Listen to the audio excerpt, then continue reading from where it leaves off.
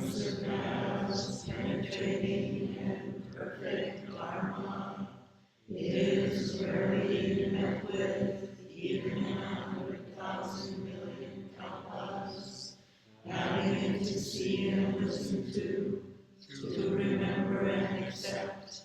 I vow to taste the truth of Tathagata's words.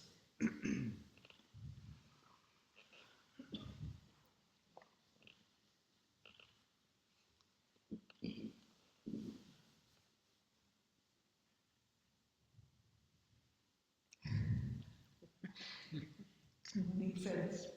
I'm so happy to see you all here. How are you doing? Can you give me a thumb up? Nice. Comes out as positive. I like that. I hope you're doing well. And I'm so grateful you are here.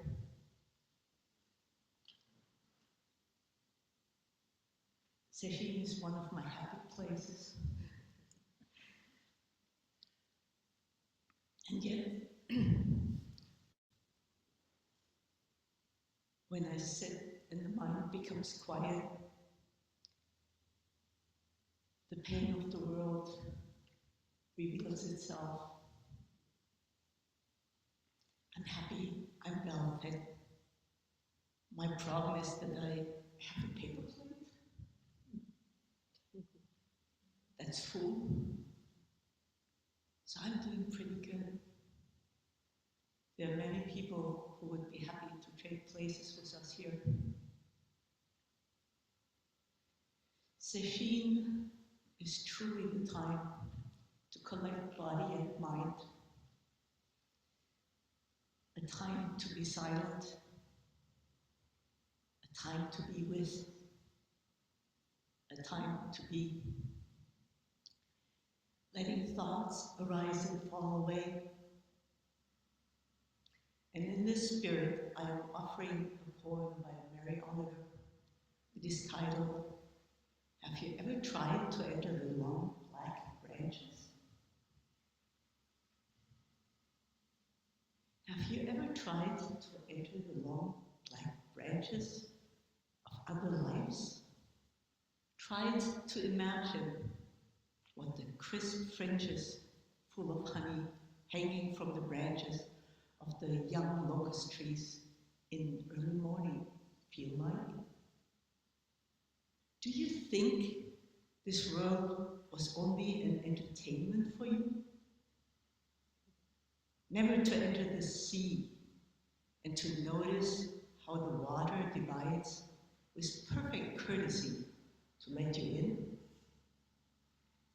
Never to lie down on the grass as though you were the grass. Never to leap to the air as you open your wings over the dark acorn of your heart. No wonder we hear in your mournful voice the complaint that something is missing from your life. Who can open the door who doesn't reach for the latch?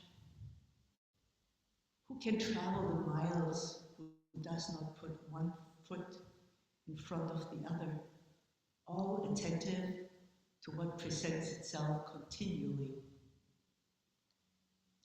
Who will behold the inner chamber, who has not observed with admiration, even with rapture, the outer stone? Well, there is time left, fields everywhere to invite you in. And who will care?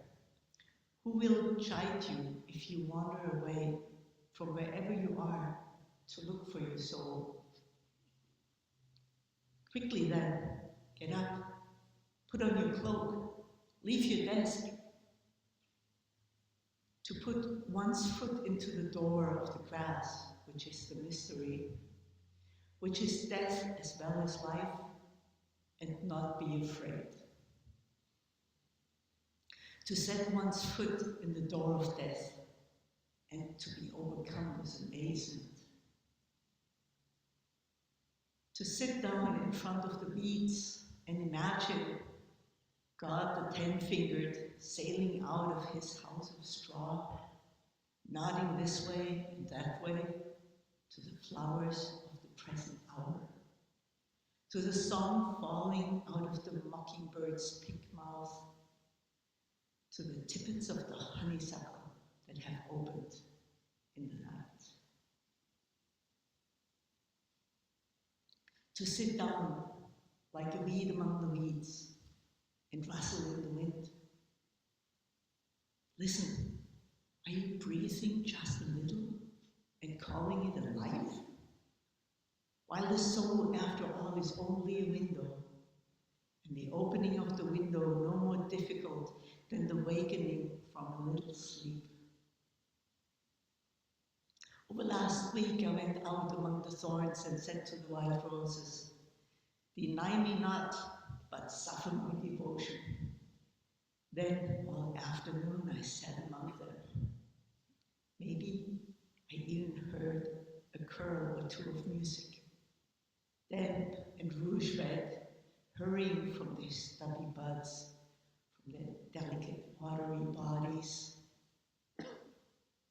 For how long will you continue to listen to those dark shouters, caution and prudence? Fall in, fall in. A woman standing in the weeds. A small boat flounders in the deep waves. And what's coming next is coming with its own heave and grace. Meanwhile, once in a while, I have chanced among the quick things, upon the immutable. What more could one ask? And I would touch the faces of the daisies and would bow down to think about it. That was then, which hasn't ended yet. Now the sun begins to swing down. Under the peach light, I cross the fields and dunes. I follow the ocean's edge. I climb, I backtrack, I float, I ramble my way home.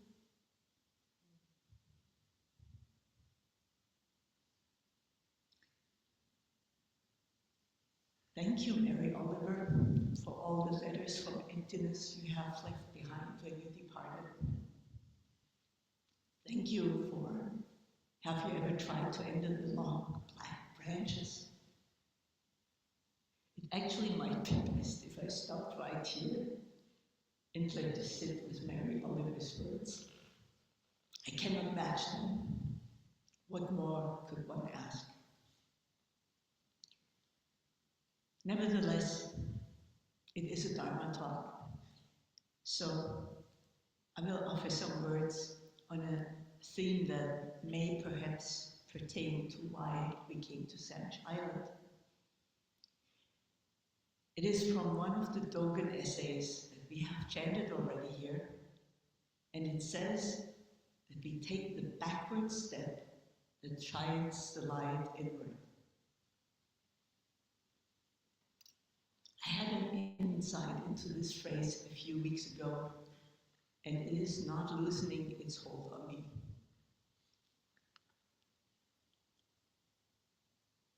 Let me begin with this Dogen quote.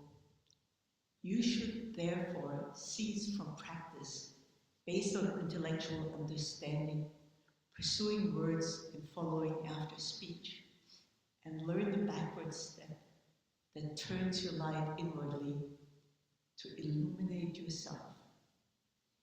Body and mind of themselves will drop away, and your original face will be manifest. The key phrase is, learn the backward step that turns your light inwardly to illuminate yourself. Learn the backward step that turns your light inwardly to illuminate yourself. I have chanted those lines many, many, many, many times, and they either left me numb, because I heard it, I heard the words, I understood each word itself, but the way they were strung together did not make much sense. I didn't get anything, no understanding. And then one evening, a door opened, inviting me in to take the backward step. Why now? I don't know. But Dogen speaks to that too in Gencho Koan. For example, when you sail out in a boat to the midst of an ocean where no land is in sight and view the four directions, the ocean looks circular and does not look any other way. But the ocean is neither round nor square. Its features are infinite in variety. It is like a palace, it is like a jewel. It only looks circular as far as you can see at that time. All things are like this. Though there are many features in the dusty world and the world beyond conditions, you see and understand only what your eye of practice can reach. Again, the key phrase, you see and understand only what your eye of practice can reach. Your eye of practice.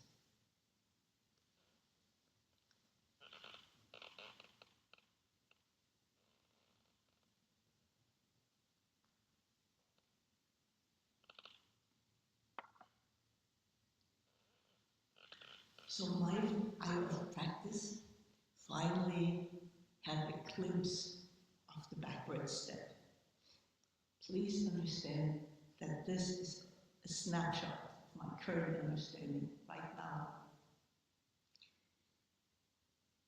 subject to future modification. So what is a backward step that shines the light inside? Into yourself. Of course, it is Dogen, and it's referring to our practice, and it's referring to Zazen. And a profound shift in how we relate to ourselves and reality. However, before I can understand the backward step, I need to understand how I used to engage with these happenings and the world around me.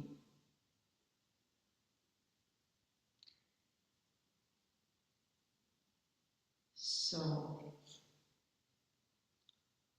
before, I'm just going to call it before Zen, someone who hasn't cultivated the practice of turning the light inward typically does the opposite of the backward step, and so I'll just call it the forward step. Instead of turning attention inward and resting in our direct experience, we are constantly stepping forward, outward, into the stream of thoughts, desires, judgments, distractions, blaming. In detail, I could write a book about that probably. What does it look like? 1, chasing external objects and outcomes.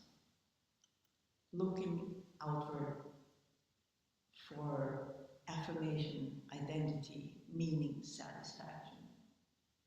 Through work, relationships, possessions, achievements, and the firm belief that true fulfillment lies A, somewhere else, and B, in the future, in the next accomplishment, the next self-improvement project. Instead of resting in what is, the mind says, oh, I will be complete when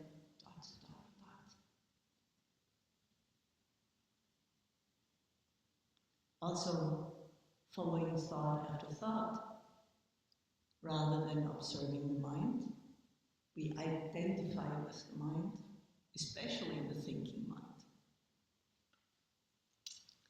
Thoughts are believed, followed, and acted on. Conditioning is believed, followed, and acted on. Even when all those things may be anxious, habitual, contradictory. So we are being dragged around by karma, by our conditioning. Also, one thing that is a habit is trying to improve or fix or save the self. We try to become better, more spiritual, but it's an outward striving, we're grasping for it and wanting to hold on to it and make it solid, because once it's solid, we can put it in a little box and we're done with it, we got it. Even self-reflection can become just another ego project, analyzing, criticizing, and improving the self-image, rather than saying, so this is it. Reacting automatically. Reacting, I said reacting, not responding. Knee-jerk reactions. We react based on habitual patterns, traveling the same route, receiving the same results. We follow emotions, beliefs, fears, without even seeing them. There is no gap between experience and reaction. So life becomes a series of reactions rather than conscious, spacious responses. And this conditioned person sees separation everywhere. We don't experience non-duality in that state. The untrained mind continuously creates boundaries. Me versus you, success versus failure, sacred versus mundane, mine against yours, and so on. And this dualistic thinking prevents the realization of the unity and interdependence that the backward step can reveal.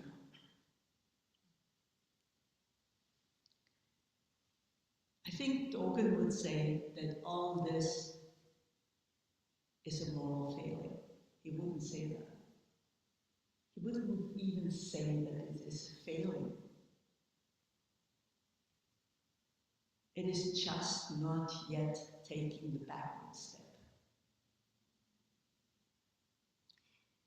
It's how most live before we recognize and realize there is nothing to chase and there is nowhere else to go. Guess what? We are all stuck with reality. The forward-stepping life is full of grasping, judging, blaming, identifying, with no deep rest. Again, the backward step. Dogen does say it so clearly. You should therefore cease from practice based on intellectual understanding, pursuing words and following after speech, and learn the backward step that turns your life inwardly to illuminate yourself.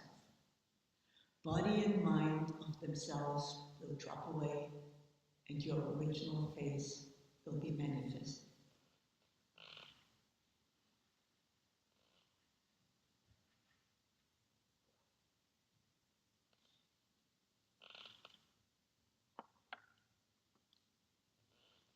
Dogen even tells us how.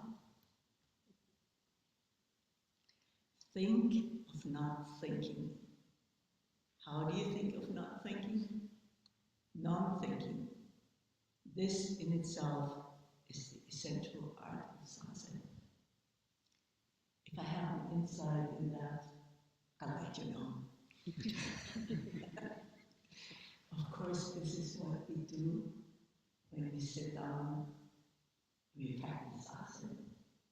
It's what we do when the mind is at ease, even if your knees are hurting like heck.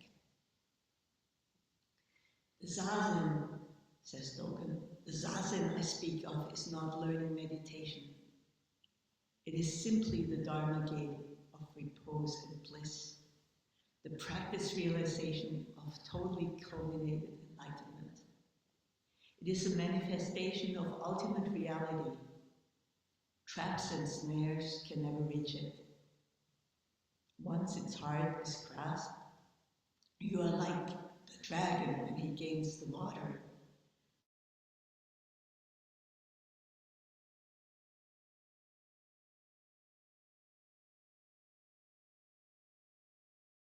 Its Dharma is manifesting itself.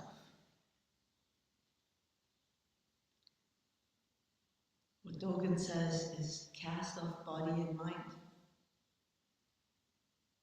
Drop all relations. Stop your involvements. Do not think good or bad. Do not judge true or false. Give up on the operations of your intellect, your will, your thinking mind.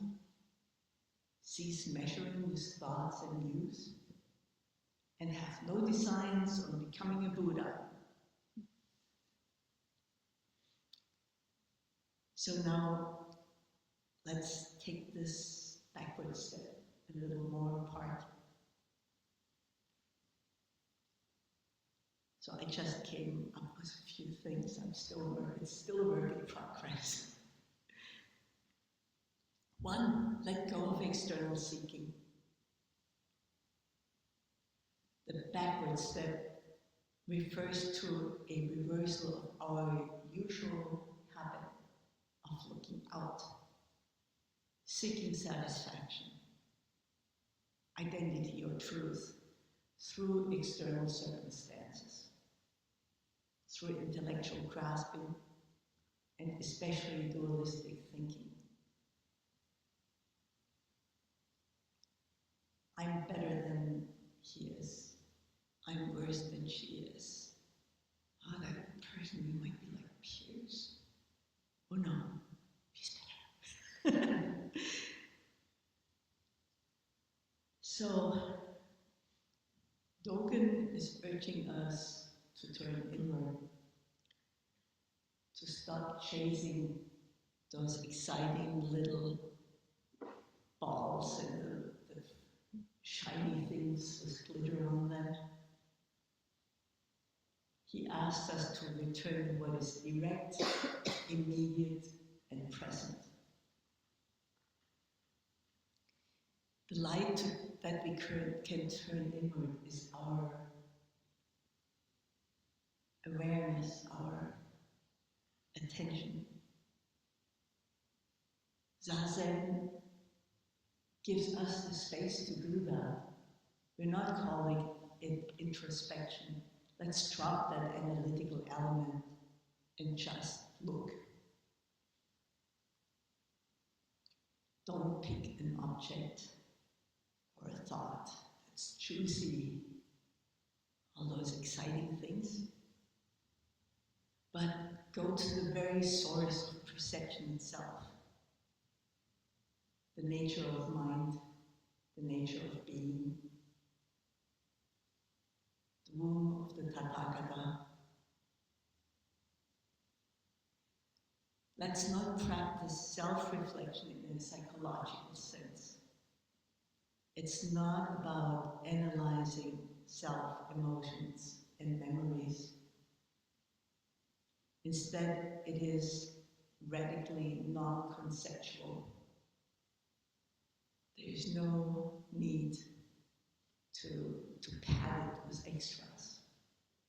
Just take what is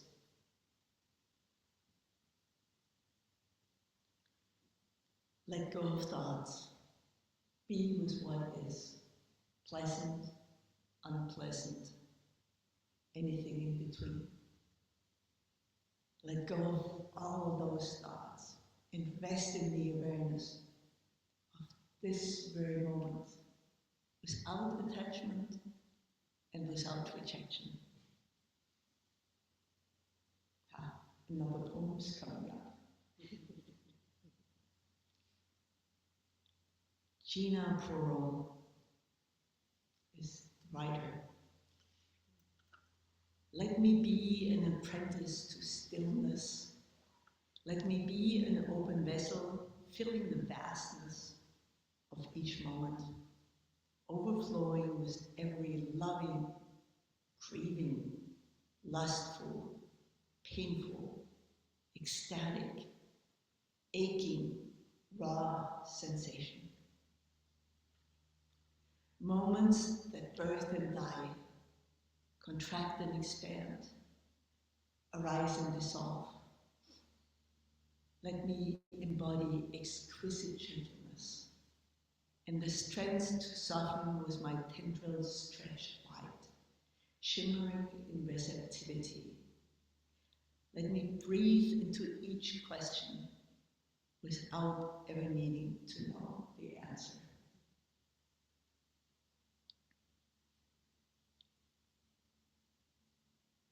So why does this all matter in our lives? And why does it matter in Dogen's teachings? Dogen's entire approach to Zazen, to Zen, rests on the principle that practice is not a means to an end. That's where Dogen's phrase, practice enlightenment, jumps in. Imagine it as one word, drop even the hyphen that they usually put in there. It's one word, no separation. Shohaku Okumura says that while we are doing Zazen, we are not accumulating further karma. So this backward step is not about getting somewhere, obviously. It's about returning to the place we've actually never left, our own Buddha nature, which is always present. Though it's usually pretty well obscured by distractions and striving and our conditioned lives.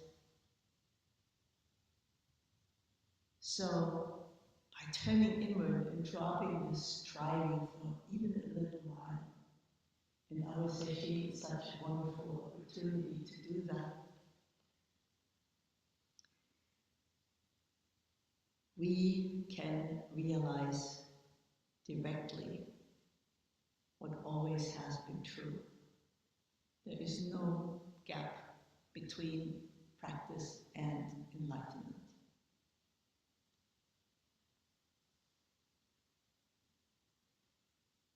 In Gencho Koan, Dogen writes, to study the Buddha way is to study the self. To study the self is to forget the self. To forget the self is to be actualized by the myriad things. Again, it returns to the same backward step.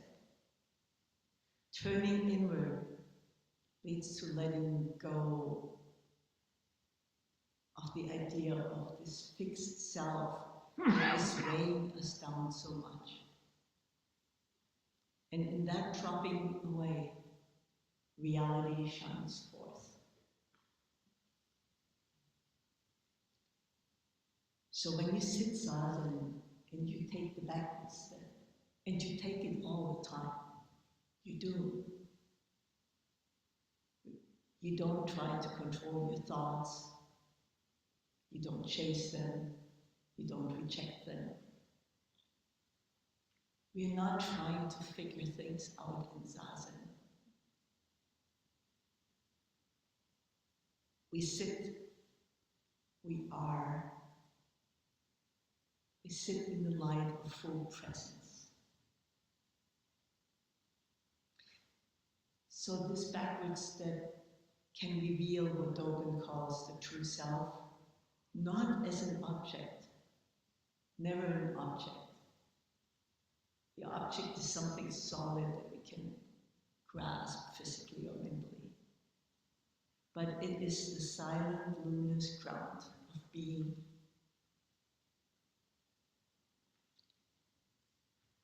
Our Zen training doesn't add to the burden we already schlep around all the time.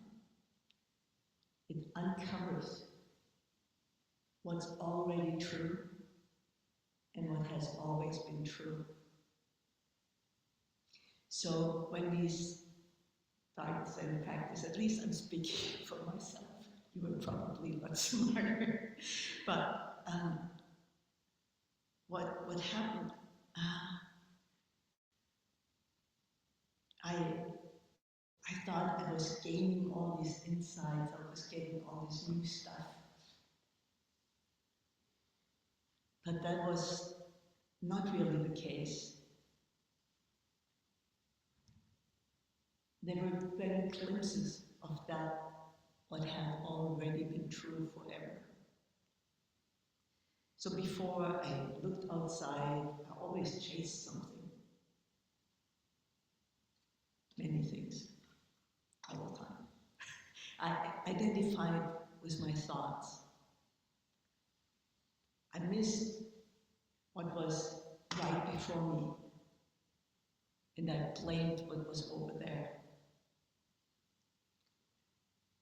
So I am still a work in progress. I apologize for the many mistakes I make all the time. I'm really sorry. Sometimes I screw up pretty badly. But it's not with a bad intention. It is not ill will. It's just me going around making mistakes. But this Zen practice teaches me every time I sit down to stop, to turn inward and sit with the mystery of what is. Thought upon thought, like waves that rise, like 1,000 questions that fill the sky. Taking the backward step, we can be still.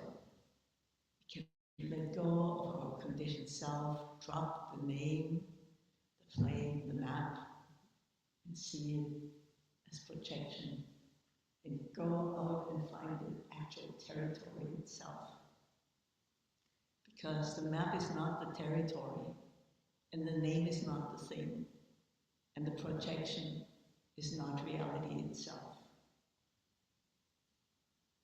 Turn the light not out, but in. Nothing starts there, and I don't need to win. It's not a place, it's not a goal. There is nothing to gain. We can be grounded in just this, just the earth under our feet, and the white old sky above. Taking the backward step into the light. I would like to end today's talk with a poem by Katagiri Roshi. You probably all know it already. It's called Peaceful Life.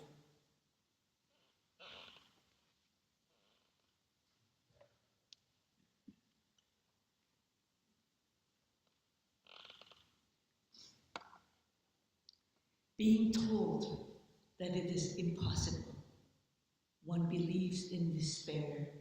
Is that so? Being told that it is possible, one believes in excitement.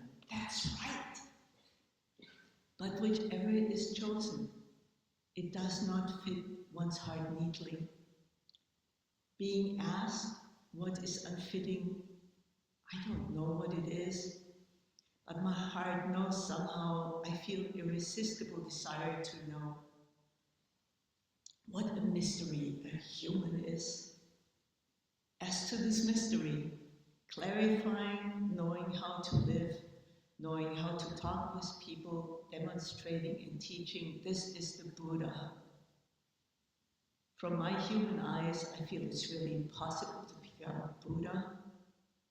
But this I, regarding what the Buddha does, vows to practice, to aspire, to be resolute, and tells myself, yes, I will. Just practice right here now and achieve continuity, endlessly, forever. This is living in vow. Herein is one's peaceful life found.